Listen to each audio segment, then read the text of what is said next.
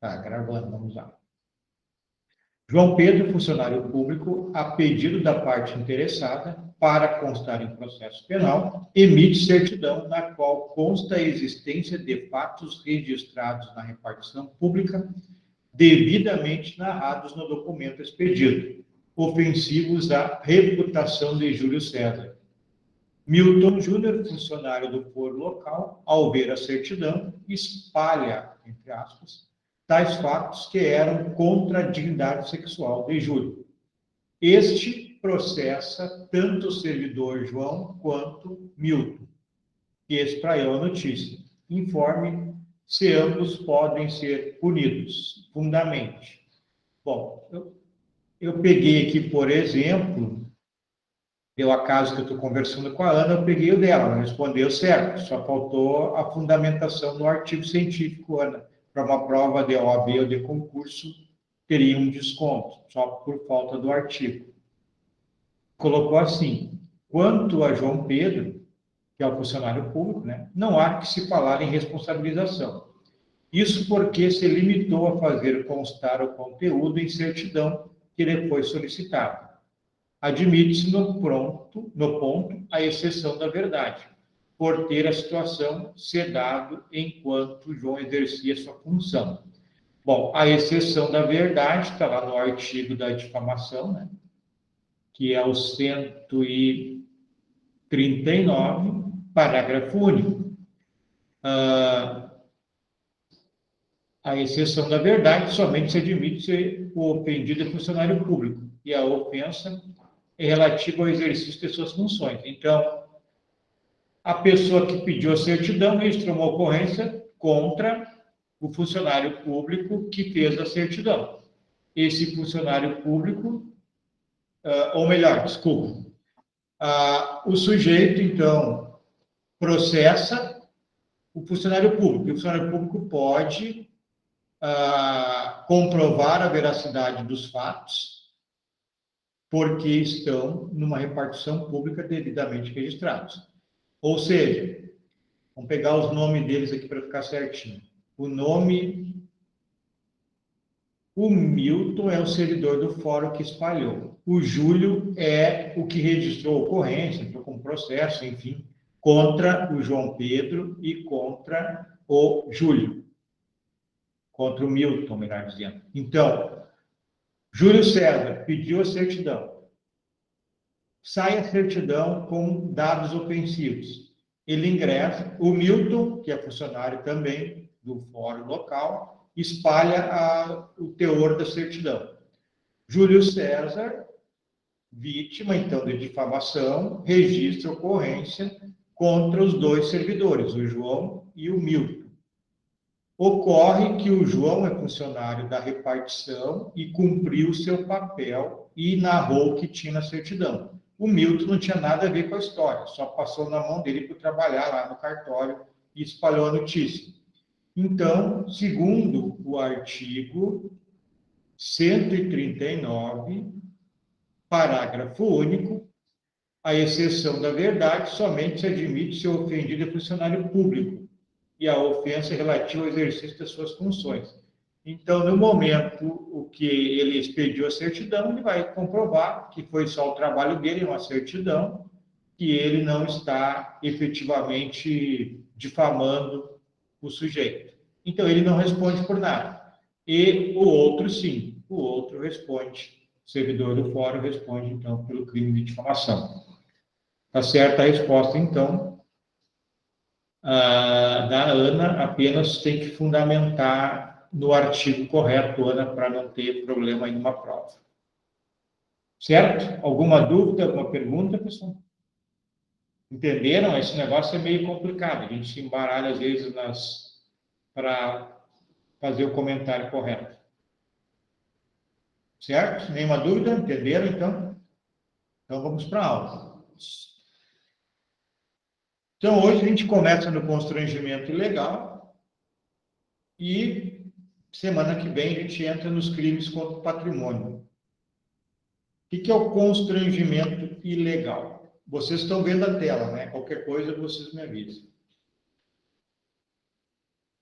Constranger é forçar ou obrigar, né? Então, forçar alguém mediante violência, violência tem lesão, ou grave ameaça. Grave ameaça é uma ameaça de algo grave, de lesionar, de morte, né?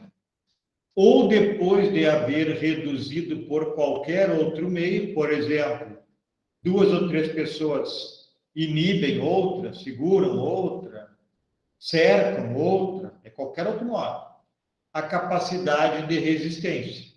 Então, constranger alguém mediante violência ou grave ameaça, ou reduzir de qualquer outro modo a possibilidade da vítima resistir, a quê? A não fazer o que a lei permite que ele faça, ou a fazer o que ela não manda. É um crime, assim, subsidiário, né, pessoal? Quando não placa em outra coisa, a gente pode usar esse. Por exemplo, obrigar alguém a beber. O que não quer beber, não bebe. Não tem nenhuma lei dizendo que a pessoa tem que ficar bêbada. Então, é um constrangimento, por exemplo. Aumento de pena. Parágrafo 1º. As penas aplicam-se cumulativamente ou em dobro quando, para a execução do crime, se reúnem mais de 3 pessoas. Ou a emprego de armas. Parágrafo 2º. Além das penas combinadas, aplicam as correspondentes à violência. Então, o parágrafo 1º não tem, apenas aumenta a pena se tiver mais de 3 pessoas no processo de constranger a pessoa, né? Ou emprego de arma. E o parágrafo 2º, sim, é somar as penas, né? Se eu tenho constrangimento com lesão, eu vou aplicar a pena do constrangimento ilegal, 3 meses a 1 ano, mais a pena da lesão, ou da ameaça, enfim. Né? É isso que diz o parágrafo 2º. Parágrafo 3º.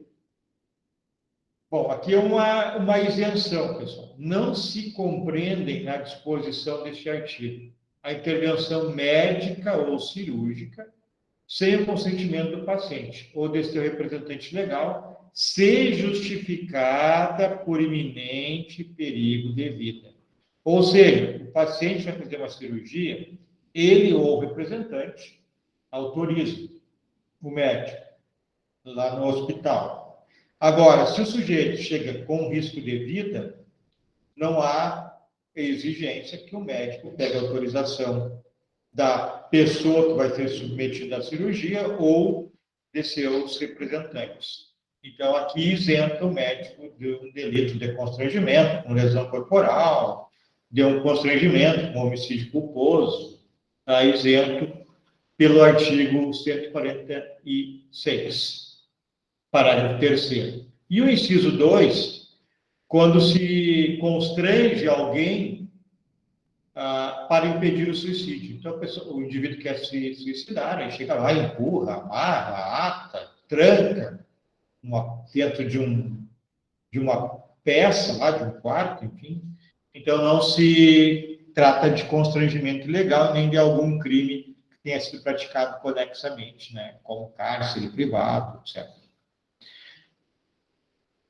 Bom, sujeito ativo e passivo é qualquer pessoa, não exige condição especial, né? O tipo objetivo, né, que se exige para configurar esse crime é o agente, é quando o agente constrange, né, que é a mesma coisa que eu já falei, coagir, obrigar a vítima a fazer ou a não fazer alguma coisa, porque nós só somos obrigados a fazer o que está em lei. Então, se alguém me obriga a fazer algo, é um constrangimento. Então, a gente ameaça. Professor, Pode falar. o senhor está passando os slides porque aqui para mim tá continua no primeiro. Então, tá trancado. Vamos É, voltar. acho que tá trancado.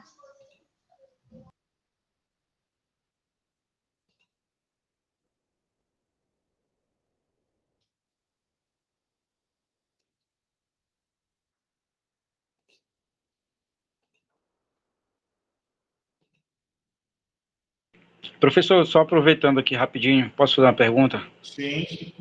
É sobre a nota, porque agora, acho que eu entrei um pouco atrasado. Eu fui abrir a minha nota aqui, estava muito baixa, mas depois eu vi que ainda não foi lançado, ainda não saiu a nota da prova, né? Só que foi lançado lá, a nota daquela... No autoatendimento? Foi lançado lá no Tá, não autoatendimento. sei. Eu errei. Aí, Não mas era não para tem ter... problema não, né, professor? Depois ela sai, né? Isso, eu errei. Não era para ter mandado, e aí eu recebi o e-mail e eu li a metade do e-mail, já lancei e não era para ter lançado. É outra coisa. Eu só acredito que eu tô até agora tremendo. Olha, eu vi minha nota ali, caramba, chegou, eu fiquei branco na hora, o sangue foi embora. E digo, meu Deus, quase que eu tenho um treco aqui. O professor quer me matar mesmo. Valeu, professor. Desculpa incomodar a aula aí.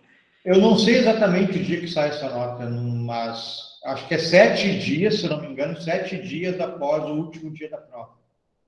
Se eu não me engano, é dia 4 que sai. Dia 4? Tá. Pois é, fiquei mais relaxado porque eu fui ver lá a prova e ainda não tava, né? Ainda não tinha saído. Caramba, ó. O professor quer me matar de graça. Homicídio culposo, Reinaldo. Verdade. Até falando nisso, bem interessante, saiu uma decisão no Distrito Federal, acho que é TJ, agora não recordo se é TJ ou é num primeira instância, acho que é TJDF, que foi condenada uma mulher por feminicídio. Isso é uma inovação. Primeira vez que se tem essa notícia aí. A mulher condenada por feminicídio. Nós vimos que podia travesti, etc., né? Homem, com relação afetiva, mas mulher não. Agora, não sei se vai decolar, vamos ver, vamos acompanhar nos próximos dias. Mas tem essa decisão acho que é TJ. E, se não é TJ, é uma primeira instância do Distrito Federal. E outra que eu vi também hoje, que eu achei interessante, que a gente vai estudar ainda, mas também é algo que evoluiu, é no furto ou a bagatela. A gente tem muito presente que a condição condição econômica do autor e da vítima tem um nexo para a gente enquadrar no princípio da insignificância, ou seja, se o valor de quem subtrai do agente que furtou é baixo e o patrimônio do sujeito proprietário é alto, dependendo de outras circunstâncias, cabe o princípio da insignificância. Mas hoje tem uma decisão do Alexandre Moraes que diz que não é bem assim, que tem que se ver melhor essa situação. Então, nós vamos pegar a decisão dele quando nós estudarmos o furto e vamos dar uma olhada. Então, as coisas evoluem. Bom, então agora está passando aí, tá, né? Tá, professor, tá passando, sim. Então, tá, vamos lá. Então, sujeito ativo, passivo, qualquer pessoa. O tipo objetivo, a gente já falou, que é constranger, né? Que é a mesma coisa que obrigar, coagir a vítima a fazer alguma coisa ou deixar de fazer alguma coisa que a lei não exige, né? Então, constranger, como eu já falei, significa, então, ameaça de fazer um mal, inibindo a vítima a não realizar um trabalho para o qual fora contratado. Então, por exemplo, foi contratado para consertar um veículo e outra pessoa o constrange a não consertar o veículo. Nós temos liberdade de profissão, a lei não me proíbe eu consertar o veículo de quem quer que seja, se eu sou mecânico. Então, isso é constrangimento, né? Tipo subjetivo é o dolo. Então, como é um crime material, tem que ter um resultado, que é a pessoa ser constrangida, e na realidade não só constrangida, né? Ela deixar de fazer alguma coisa ou fazer alguma coisa que a lei não impõe. É nesse momento, então, que o crime se consuma. Ação penal incondicionada. Bom, aqui tem uma excludência de tipicidade, que a gente já viu, que é a intervenção médico-cirúrgica, e a coação para impedir o suicídio, então não há crime nessa situação. Como eu disse, esse delito de constrangimento ilegal tem caráter subsidiário. Então, algumas coisas podem modificar a tipificação. Por exemplo, o crime de extorsão, que nós estudaremos, acho que é artigo 158, 159, que é obrigar a vítima, por exemplo, obrigar a vítima a assinar um cheque, obrigar o credor a não entrar em juízo. Isso tem uma intenção econômica, e a extorsão está ligada à intenção econômica, é um crime patrimonial. Então, esses exemplos que eu coloquei aqui, vai lá na extorsão e não no constrangimento. Estupro, também há um constrangimento, o próprio tipo do artigo 213 diz constranger, só que aí a intenção é libidinosa, sexual, então já sai do constrangimento ilegal. Tortura, que é constranger, obrigar alguém, né, a confessar um crime, fazer uma declaração, entregar um documento que o incrimine. Isso, então, sai do constrangimento, vai para a tortura. Sequestro, cárcere privado, a intenção aqui há um constrangimento também, mas a intenção é tirar a liberdade da pessoa para exigir, tirar a liberdade da pessoa, especificamente. Crime contra o consumidor, forçar a pagar uma dívida, então não é o crime do 146. Crime eleitoral, obrigar a votar, também sai do 146. E o constrangimento, que é mais comum isso, talvez vocês se identifiquem algum caso que já viram, é o do artigo 345.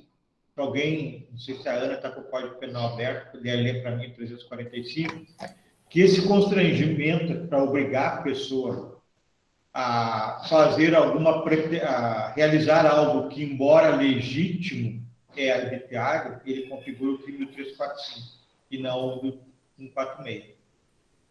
345? Isso, 345. Exercício arbitrário das próprias razões. Enquanto tu procura, eu vou falando. Por exemplo, alguém me deve, eu vou lá, obrigo a pessoa, tiro um veículo da pessoa. Ou eu vendi um veículo para a pessoa, ela pagou 3, 4 prestações, não pagou mais, eu vou lá e tiro o veículo. Isso não é constrangimento legal, é o crime do 345. Posso ler? Pode ler. Exercício arbitrário das próprias razões. Fazer justiça pelas próprias mãos para satisfazer pretensão, embora ilegítima, salvo quando a lei o permite. Pena de detenção de 15 dias a 1 mês ou multa, além da pena correspondente à violência. Então é isso, há um constrangimento, como eu dei o exemplo, vou lá e retomo de volta o carro que era meu e o sujeito não me pagou.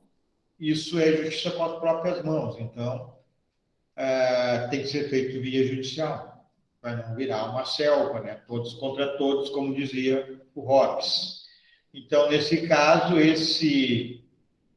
essa situação não é constrangimento legal, é exercício arbitrário das próprias razões, porque eu quero satisfazer uma pretensão minha, embora legítima, eu preciso procurar o judiciário. Ok? Alguma pergunta, pessoal, sobre isso? Então, vamos para o 147. Ameaça.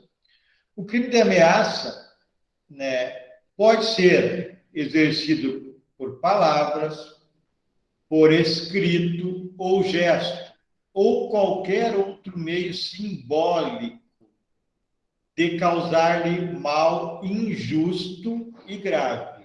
Mal injusto e grave. Bom, por exemplo, passar a mão no pescoço, como se tivesse o símbolo ou o gesto da degola, que ia matar alguém degolado. Ameaça mesmo, não tendo dito que ia matar o indivíduo, né?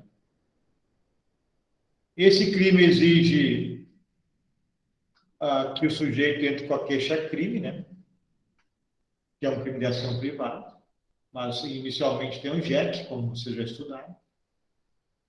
Bom, o artigo 147, então, aponta os meios pelos quais o autor pode levar a efeito o delito de ameaça, que é palavras, escritos, como uma carta, um bilhete, ou gestos, como o gesto da degola, por exemplo. Aqui tem algumas doutrinas, vamos dar uma lidinha. A ameaça se consuma, ainda que analisada concretamente, a vítima não tenha se intimidado, ou mesmo ficado receosa do cumprimento da promessa ou de mal injusto. Então, aqui está dizendo que mesmo que a vítima não tenha ficado intimidada, ela se consuma. Basta, para fins de sua caracterização ou consumação, né, que a ameaça tenha a possibilidade de infundir temor em uma pessoa. Então, não interessa, por essa doutrina aqui, que o sujeito tenha essa intimidade, mas se tem possibilidade de infundir temor a uma pessoa, consuma a ameaça. Para ser ameaça, deverá ser promessa de mal futuro. Isso aqui há autores que não concordam com isso, mas a maioria concorda, que o mal tem que ser futuro, porque se não for futuro, por exemplo, ameaça de morte. Se não for uma ameaça para o futuro, eu posso pensar numa tentativa de homicídio. Se ela é atual, posso pensar numa tentativa de homicídio, dependendo da maneira que eu, por exemplo, riscar uma faca perto da pessoa, por exemplo. Isso é uma tentativa. Então, há autores que a maioria defende que a ameaça é a promessa de um mal futuro, além de injusto e grave. Então, não se pode confundir com a ameaça constante em crimes, como o do constrangimento ilegal ou do roubo. Ou seja, se eu realizar uma ameaça para constranger a pessoa a fazer alguma coisa, isso aqui é o crime de constrangimento e não de ameaça. Se eu ameaçar a pessoa para pegar o celular dela, é o crime de roubo e não de ameaça. Por isso que a ameaça se entende que é um mal futuro. Se for um mal atual, vai configurar outro crime. Como eu dei o exemplo aqui, constrangimento ilegal ou roubo, se essa for a situação. Quanto à tentativa, é controvertido. Bom, pessoal, em tese, a ameaça não tem tentativa, mas Nelson Hungria afirmava que tinha. Por exemplo, manda um bilhete para alguém dizendo que vai matá-lo, e esse bilhete não chega à pessoa, é interceptado antes. O Nelson Hungria define isso como um ato preparatório, né? Então não é o momento em que há a remessa, escrever o bilhete é um ato preparatório. No momento em que há a remessa, é um ato de execução, né? Então, vamos fazer a leitura aqui. Quanto à tentativa, é controvertido. Noronha afirma ser possível, já que pode haver fracionamento, como no caso de uma carta. Para a Hungria, isso se trata de ato preparatório. Refuta-se afirmando que ato preparatório é a compra do papel, caneta, a remessa do ato e execução. Bom, a maioria da doutrina diz que não tem tentativa de ameaça, porque é uma conduta que não dá para fracionar. Por exemplo, se eu digo, vou te matar, consumou. Não tem como eu vou e aí eu paro. Aí não é crime. Eu vou te matar, consumou. O Noronha dá esse exemplo da carta, afirmando que se envia uma carta para alguém, ou escreve essa carta se extravia, seria uma tentativa de ameaçar. Porém, o Nelson Hungria diz que não. No momento que encaminhou, remeteu a carta, já é um ato de execução. Então, independentemente desses dois autores aqui, deixar claro que a doutrina se inclina a dizer que não há tentativa de ameaça, porque não há como fracionar o ato. Por outro lado, quando há promessa de mal imediato, é aquilo que eu falei, o mal atual, caso este venha a ser concretizado, a ameaça ficará absorvida. Essa é a questão, pessoal. Se a ameaça se concretiza no ato e não para o futuro, vai ter um crime, ou crime de roubo, ou crime de constrangimento ilegal, ou dependendo do que for feito, a tentativa de homicídio. Então, por isso que a ameaça tem que ser um mal futuro, além de injusto. Porque se for atual, vai ser algum crime. Para Nutt, a ameaça deve ser um mal futuro, afirmando que ou o agente busca intimidar seu oponente, prometendo-lhe a ocorrência de um mal injusto, grave, que vai acontecer ainda, ou está prestes a cometer o delito e avizinha-se atos executórios. Portanto, uma tentativa, caso não chegue à consumação. Exemplifica que o sujeito que diz que vai pegar a arma para matar o seu rival, o que ele de fato está fazendo. Deve ser considerado um ato preparatório ou até mesmo executório de homicídio. Viram, então? Se o sujeito ameaça de morte, mas ele está pegando a arma, ou é um ato preparatório do homicídio, esse ato preparatório não se pune, ou é um ato executório, dependendo da situação, e aí já é tentativa de homicídio. Então, é claro, é tranquilo que a ameaça tem que ser um mal futuro. Se for atual, vai configurar algum crime, como regra. Em sentido contrário, Damásio de Jesus afirma que a figura do artigo 147 não exige que o mal seja futuro. Além disso, futuro é tudo aquilo que ainda não aconteceu, referindo-se ao fato de que irá ocorrer em instantes. É a ideia do Damásio de Jesus. Porém, como eu disse, a inclinação majoritária é que tem que ser futuro. Senão, configura algum crime. Aqui, esta doutrina do Rogério Greco é interessante, pessoal. Aos que acreditam em superstição, é possível que alguém afirme que irá fazer uma macumba para ocorrer um acidente de trânsito. Ofende o bem jurídico protegido.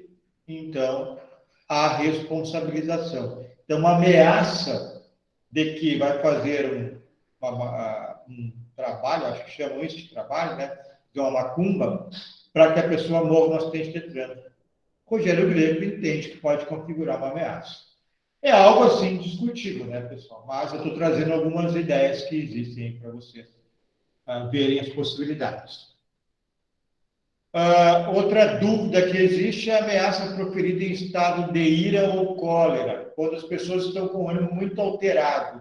Consumo ou não consumo ameaça? Há correntes também, mas também diria que, como regra, é consumo. São as ocorridas durante discussões acaloradas. Não há unanimidade em apontar se há ou não crime de ameaça.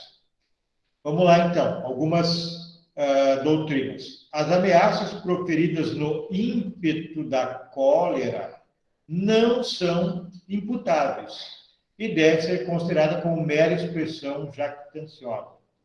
Então, nesse caso aqui, Carrara entende que não há crime se a ameaça for no ímpeto da cólera.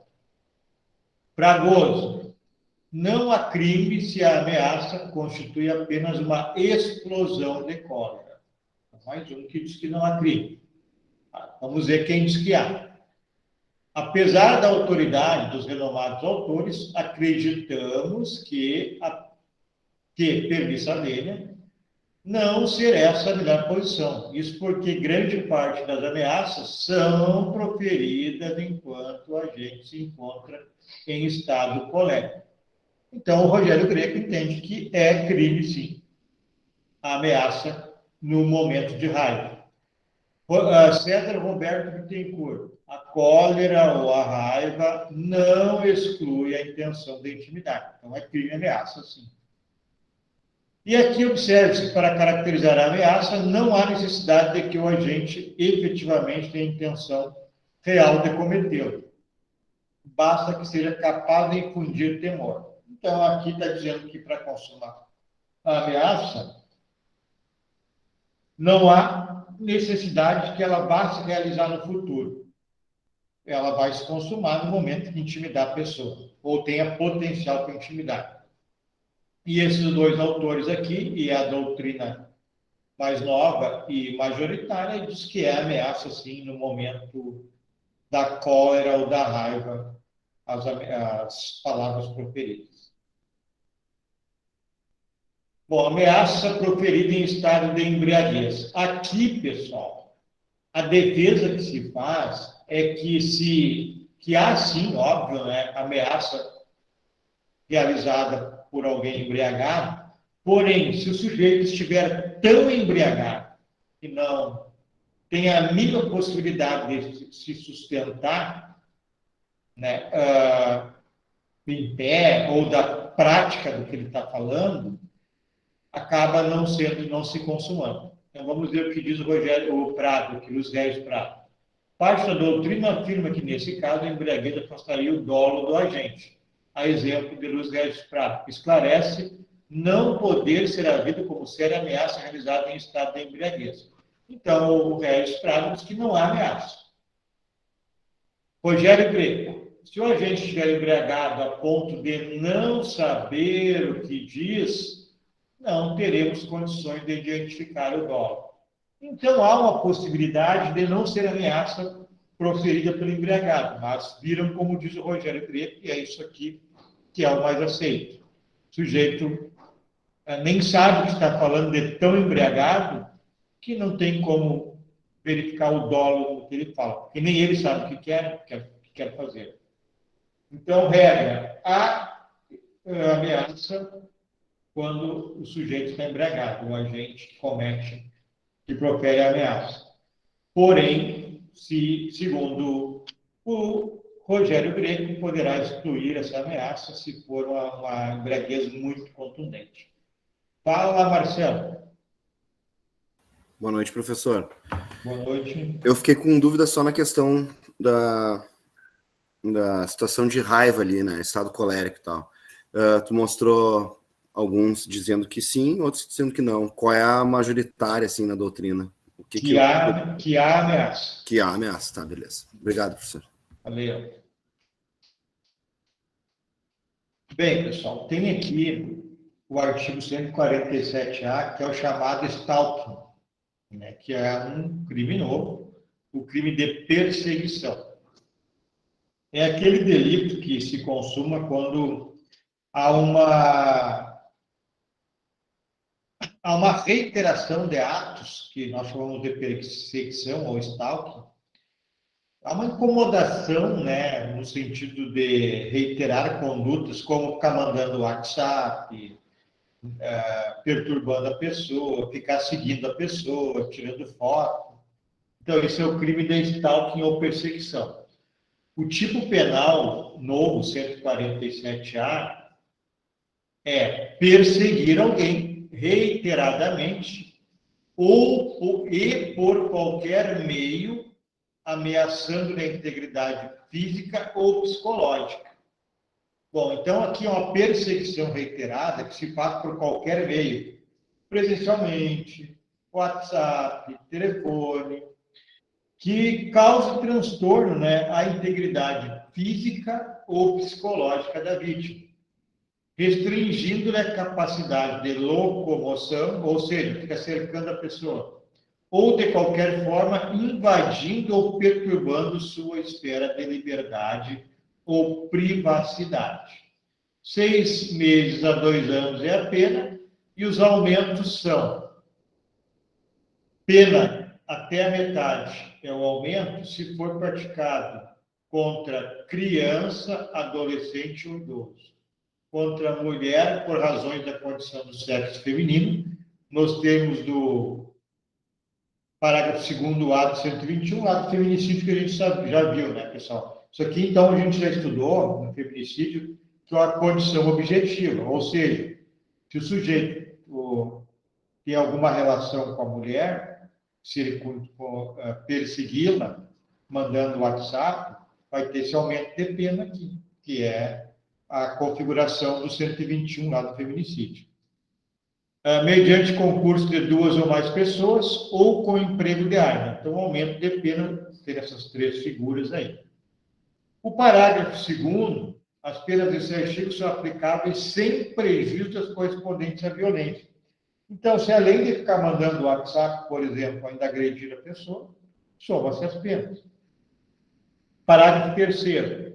Se procede mediante representação. Aqui ficou. Não sei se vocês conseguem ver, é ruim. Vocês conseguem ler o que está aí? Acompanhar? Eu sim. Sim. Tá, então vamos lá. Eu trouxe aqui uma decisão do Tribunal de Justiça do Distrito Federal sobre isso. É de 2020, ó. Essa lei aí de 2000, se não me engano, é dezembro de 2019, que inseriu o stalking. E nós temos uma decisão aqui de 2020. Terceira turma criminal confirmou a sentença que condenou o homem por perturbação da tranquilidade e incolumidade psíquica de sua ex-companheira, efetuadas de forma sistemática por meio de mensagens em redes sociais, stalking ou perseguição. No caso, a vítima recebeu em seu perfil no Facebook mensagens de conteúdo pornográfico e fotos dela própria. Embora usasse um perfil falso, a mulher percebeu pela maneira de escrever que se tratava de mais um investido de seu ex-companheiro. Então, o ex-companheiro criou um perfil falso e começou a encaminhar mensagens e nudes para a mulher, se passando por outra pessoa. Ao analisar a apelação do réu, o relator esclareceu que a polícia descobriu que o acesso do perfil falso era feito no endereço residencial onde o rapaz residia com sua família e consistia na conduta de importuná-la enviando mensagens de cunho pornográfico por meio de perfil falso, de forma reiterada em rede social. Então, aqui está bem claro que tem que ter uma certa reiteração, né, pessoal? Então, não configura em uma vez caminhar. Porque tem que ser uma perseguição. Perseguição não se configura em um ato somente. Né? Ok? Alguma pergunta? Então, vamos adiante. Sequestro ou cárcere privado. Só fazendo uma diferenciação que nós não estamos falando aqui ainda da extorsão mediante sequestro, que é aquele sequestro para exigir dinheiro. Este aqui são outras situações. Então, artigo 148. Privar alguém de sua liberdade. Bom, esqueci de falar um negócio para vocês aqui, mas vocês certamente sabem, né? Os conceitos, né, de criança até 12 anos incompleto, adolescente de 12 a 18 incompleto, idoso a partir de 65, né? 60 pelo Estatuto do Idoso. Então, são essas apenas as observações que eu queria fazer. Sequestro ou cárcere privado. Então, privar alguém de sua liberdade mediante sequestro ou cárcere privado. Qual é a diferença, pessoal? Sequestro é a privação da liberdade de alguém, mas de uma maneira, assim, menos incisiva, num espaço maior, enquanto o cárcere privado é a privação da liberdade do sujeito num espaço menor. Por exemplo, trancar a pessoa dentro de um quarto. Isso é cárcere privado. Sequestro seria deixar a pessoa na casa, no pátio, e não deixá-la sair de dentro da casa ou do pátio. Reclusão de 1 a 3 anos é a pena. E a pena é de reclusão de 2 a 5 anos se a vítima é ascendente, descendente, cônjuge ou companheiro do agente ou maior de 60 anos de idade. Também tem aumento de pena se o crime é praticado mediante internação da vítima em caso de saúde ou hospital. Então, a pessoa quer, de alguma maneira, privar o sujeito de sua liberdade. E ele o faz, então, em vez de deixando preso dentro de casa, interna numa casa de saúde ou hospital. Se a privação da liberdade dura mais de 15 dias, tem esse aumento de pena. Se o crime é praticado contra menor de 18 anos e se o crime é praticado com fins libidinosos também. Também tem esse aumento de pena. Então, vamos ver algumas questões importantes sobre o crime de sequestro ou cárcere privado. O delito será qualificado, mesmo que o agente não pratique qualquer ato de natureza libidinosa com a vítima. Então, se a intenção do sujeito era praticar ato libidinoso, o crime será de sequestro ou cárcere privado com aquele aumento de pena, mesmo que não tenha praticado nenhum ato libidinoso, mas a intenção era essa.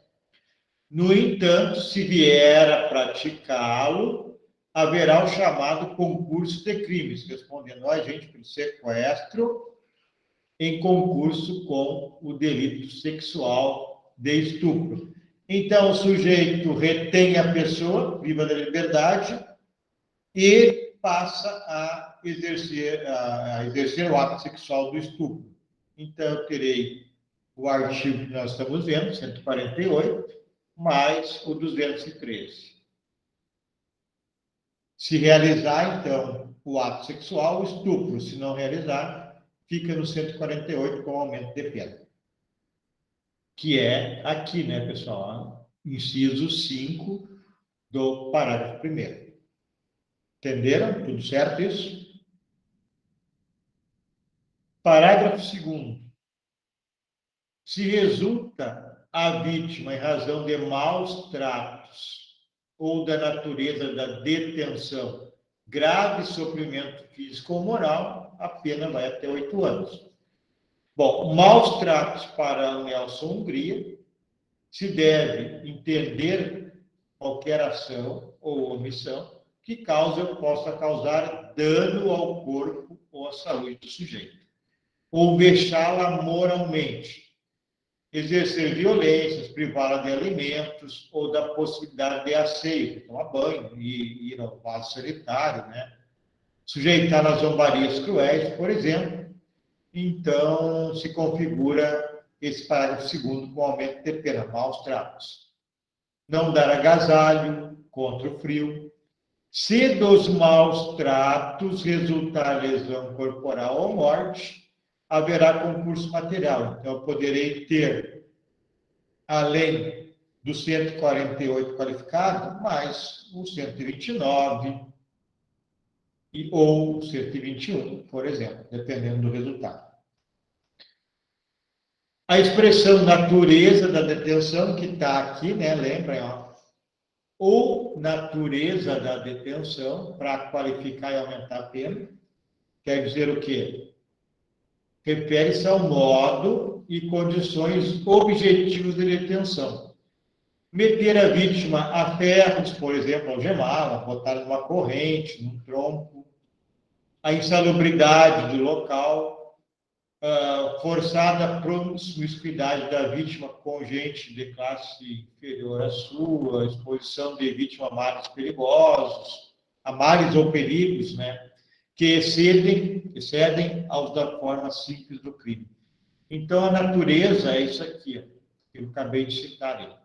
Aumenta a pena se resulta a vítima, em razão da natureza, grave sofrimento físico ou moral. Não pode resultar lesão, porque aí terei o concurso material, né? Do 148, parágrafo 2º, mais a lesão ou a morte. Entenderam isso? Ficaram com alguma dúvida? Eu tenho uma dúvida do que seria, do que se entenderia. No próximo slide, o senhor pode passar para frente? Aqui, o que seria forçada promiscuidade da vítima com gente de classe muito inferior à sua? O que se entende por isso? Ó? Na realidade é algo meio preconceituoso, assim, mas o que quer dizer aqui? Quer dizer que a pessoa ela tem um padrão de vida, não estou falando econômico, mas uma maneira de levar a sua vida, por exemplo, higienicamente, e ela é forçado a ficar no meio de um lixão, com pessoas que moram no lixão, por exemplo. Não é pela questão econômica, é pela maneira Tá, de ficar aquele tempo ali, né? entendi.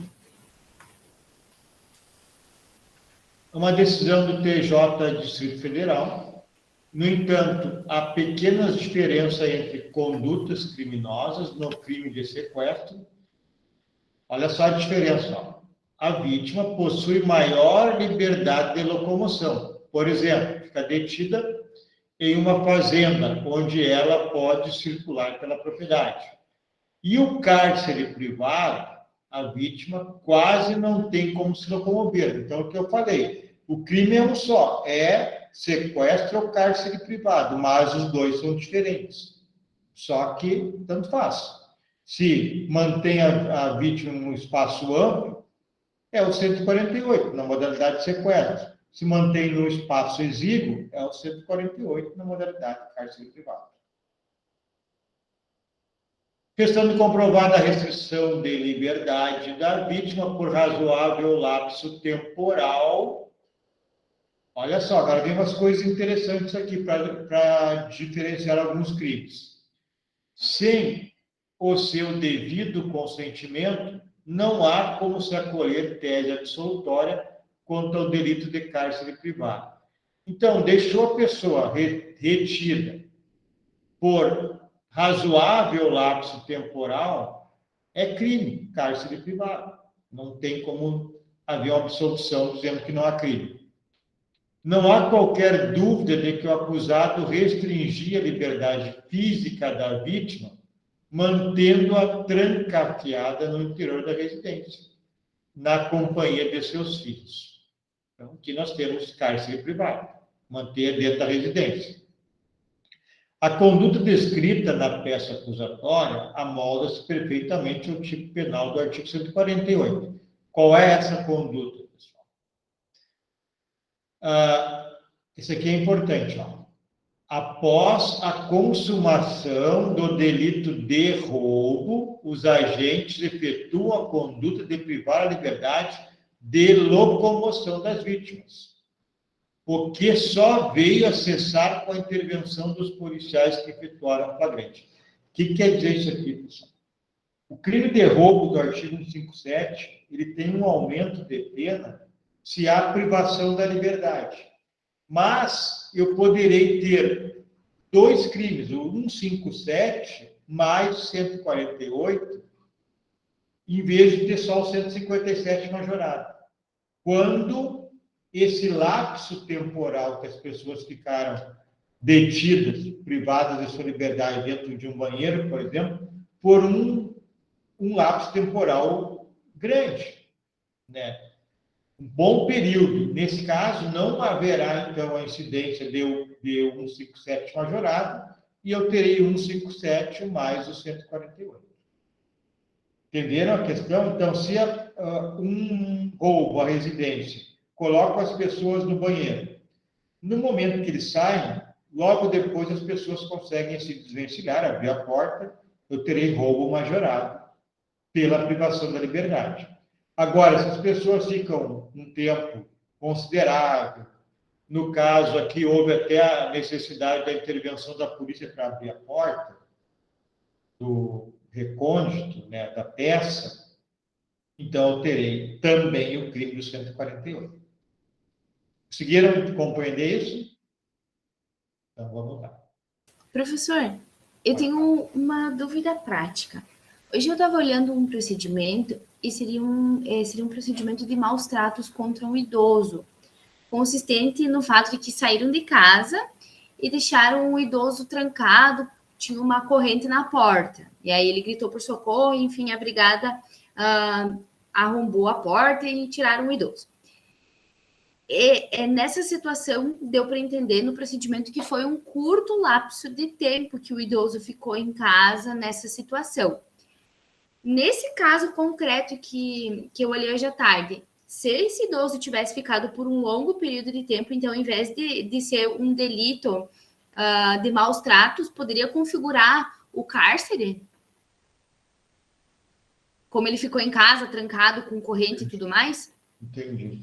Mas tu viu qual foi a tipificação que fizeram? Isso aí tem no Estatuto do Idoso, né? Isso, era com aplicação nesse do Estatuto do Idoso, mas aí a pena seria menor do que esse do cárcere, né? Não, mas como está colocado aqui, é possível que haja um concurso, não há nenhum problema, né? Porque se o tipo penal, eu não recordo qual é o tipo penal que tem lá no... o que diz o tipo penal do Estatuto do Idoso, não sei se tu lembra. Eu não lembro ao certo qual que era. Se ele não é igual aqui, dá para fazer um concurso material. Vai depender do que diz lá o tipo penal. Posso dar uma olhadinha e a gente volta a falar na próxima aula. Então, provavelmente não houve esse concurso, o delegado não entendeu pelo indiciamento nem concurso, porque não houve um lapso temporal suficiente para a configuração do cárcere mesmo. Esta é a maior possibilidade, mas aí teria que ver exatamente o que diz o Estatuto do Idoso, para ver se não é muito semelhante, é igual o tipo penal, né? Mas me parece que não é igual, não recordo exatamente o que diz, mas poderia haver, e o que tu falou pode ser a motivação, né? Porque não há cárcere privado. Se deixar a pessoa lá, o específico, se for considerado maus tratos, e por que foi considerado maus tratos é outra coisa que tem que ver, né? Eu teria que ver o motivo por que foi considerado maus tratos, porque pode ser cárcere, poderia ser só o cárcere. Né? Mas o que tu falou é bem razoável, pelo tempo que ele ficou privado da liberdade, não configuraria, né? Tempo muito curto. Eu acho que eu achei que o artigo, professor, seria do Estatuto do Idoso, seria expor a perigo a integridade e a saúde física ou psíquica do idoso, submetendo a condições desumanas ou degradantes, ou privando de alimentos e cuidados indispensáveis, quando obrigado a fazê-lo, ou sujeitando-o a trabalho excessivo ou inadequado. No caso que eu vi, além de ele ter ficado em casa, trancado, eles também colocaram a situação que não tinha um local adequado para que ele fizesse as necessidades, que ele estaria dormindo num colchão bem precário, não teria condições mínimas nesse sentido. Pode ler de novo o tipo penal, por favor? Claro. Expor a perigo a integridade e a saúde física ou psíquica do idoso, submetendo a condições desumanas ou degradantes, ou privando-o de alimentos e cuidados indispensáveis, quando obrigado a fazê-lo, ou sujeitando-o a trabalho excessivo ou inadequado. Tá, então não teria nenhum problema de haver um concurso. Só provavelmente não houve, pelo que tu entendeu. Porque o tipo penal não fala na privação da liberdade. Então, há possibilidade de ter o concurso.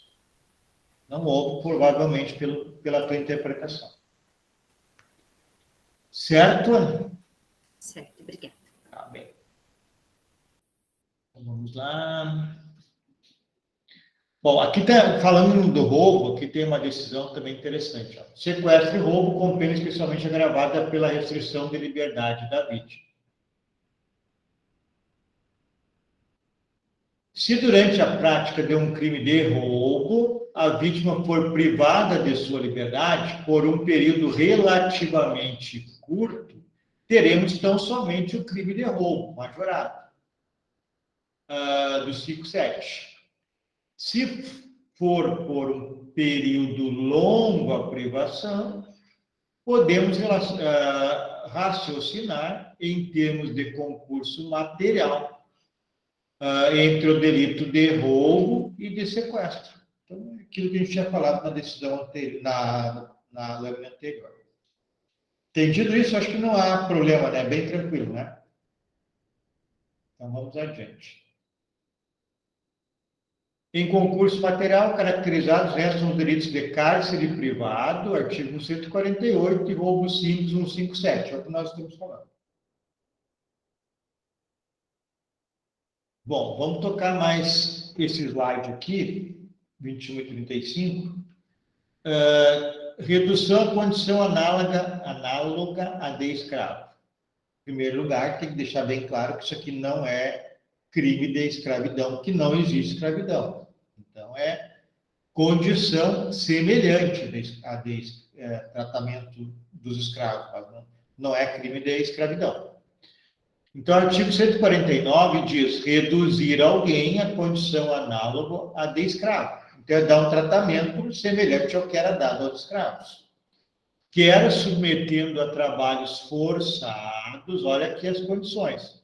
Trabalhos forçados, jornada exaustiva, quer sujeitando a condições degradantes de trabalho. Então, trabalho forçado, jornada exaustiva, condições degradantes de trabalho. Quer restringindo por qualquer meio sua locomoção. Então, inicialmente, chamar atenção, eu tenho aqui, é ligado ao trabalho. Trabalho forçado, jornada exaustiva do trabalho, condições degradantes de trabalho. Depois eu tenho restrição por qualquer meio da locomoção em razão de dívida contraída com o empregador. Então, a primeira coisa que a gente tem que ter em mente é que a gente está falando de trabalho, trabalhador. Este crime aqui está ligado à execução de trabalho. Parágrafo 1º. Nas mesmas penas incorre quem cerceia o uso de qualquer meio de transporte por parte do trabalhador, com o fim de reter o local de trabalho. Esse parágrafo 1º está dizendo que o empregador dá um jeito de indisponibilizar transporte para o trabalhador, para retê-lo no local. Não deixa ele pegar um ônibus, tira o ônibus da empresa do local, para que ele não possa ir para casa, por exemplo. É uma maneira de mantê-lo no local de trabalho, cerceando o meio de transporte. Mantém vigilância ostensiva no local de trabalho ou se apodera de documentos ou objetos pessoais do trabalhador, com o fim de reter no local de trabalho. Parágrafo 2º. A pena é aumentada na metade se o crime é cometido contra criança ou adolescente por motivo de preconceito de raça, cor, etnia, religião ou origem.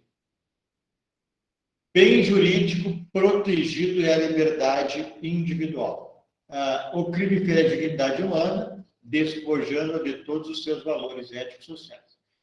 Vamos ver essa aqui, ó. Redução à condição análoga de escravo difere do crime de sequestro ou cárcere privado. Pois neste, então, no cárcere privado, ou sequestro, consiste na impossibilidade de mudança de lugar, sempre e quando a pessoa queira, sendo indiferente que a vontade desta dirija-se a essa mudança.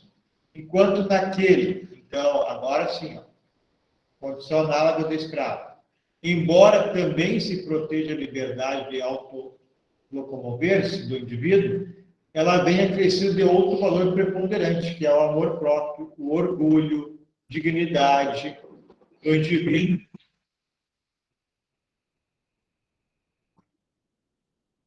Sujeito ativo e passivo, qualquer pessoa, se for funcionário público no exercício das funções, pode ser crime de abuso de autoridade. Sujeito passivo, qualquer pessoa que esteja nessa condição de contratado, empregado, empreiteiro, operário ou sujeito, operário do sujeito ativo. Então, deve haver uma relação de trabalho. Essa relação de trabalho, pessoal, não precisa ser formal. Quando eu falo relação de trabalho, é um empregado e um empregador. Vamos ver aqui embaixo. Ó. Os meios para a prática do crime são variados. Retenção de salário, pagamento irrisório, desconto de alimentação, de habitação, desproporcionais aos ganhos com violência ou grave ameaça. Quase sempre a finalidade da conduta delitiva é prestação de serviço, ou seja, execução de trabalho em condições desumanas. Então, aqui nós já vimos, pessoal, submissão da vítima a trabalhos forçados ou jornada exaustiva, sujeição a condições degradantes de trabalho, como, por exemplo, saúde, higiene precária, né? Restrição por qualquer meio de liberdade de locomoção em razão de dívida contraída. Então, o sujeito trabalha numa fazenda e ele compra alimentos do empregador, o empregador cobra um preço abusivo para que ele não tenha como ter dinheiro, sobrar dinheiro para sair dali. Nas mesmas penas incorre quem cerceia o uso de qualquer meio de transporte do trabalhador. Então, o sujeito, de alguma maneira, retém o meio de transporte, né? Não coloca à disposição o meio de transporte do trabalhador. Como eu disse, normalmente isso aqui ocorre numa fazenda, longe da civilização. Se for perto da cidade, o sujeito pode andar a pé, né? Aqui também é importante, a vigilância ostensiva não é que tenha vigilância numa fazenda, por exemplo. Não é isso. Tem uma vigilância para não autorizar ou inibir que o empregado saia. Não é a vigilância da fazenda. Vigilância para reter o empregado no local. É diferente. Criança e adolescente, né? Ou motivo de preconceito, de raça, cor, etnia e religião. Alguma pergunta, pessoal? Alguma dúvida? Se não tem, a gente para por aqui hoje. A gente termina na próxima aula, esses slides. Tudo certo? Então, Tudo certo, professor. Obrigadão pela aula, viu? Boa noite. Valeu, Reinaldo. Então, uma boa noite a todos aí. Professor, só um adendo com relação a esse delito ali de manter a pessoa numa situação análoga à escravidão. Parece que de uns tempos para cá tem surgido mais casos, né? Na mídia, uma vez parece que não se ouvia falar tanto de situações assim. Agora, de uns tempos para cá, eu já vi vários. Eu estava lendo hoje isso, não lembro bem o número e o ano, mas não sei se foi ano passado, retrasado, 2, 3 anos atrás, chegou uma cifra de mais de 20 mil pessoas liberadas. Isso. É um número muito grande que tem atualmente. Talvez antes não existisse fiscalização, ou talvez as pessoas ultimamente tenham se achado do direito de fazer isso. Não dá para saber qual é o motivo, mas tu tem plena razão. Tem muito isso, né? Se aumentar a fiscalização, professor, vai surgir muito mais casos, né? Porque a gente tem exemplos também de pessoas que vêm de países em condições menos favoráveis do que a nossa.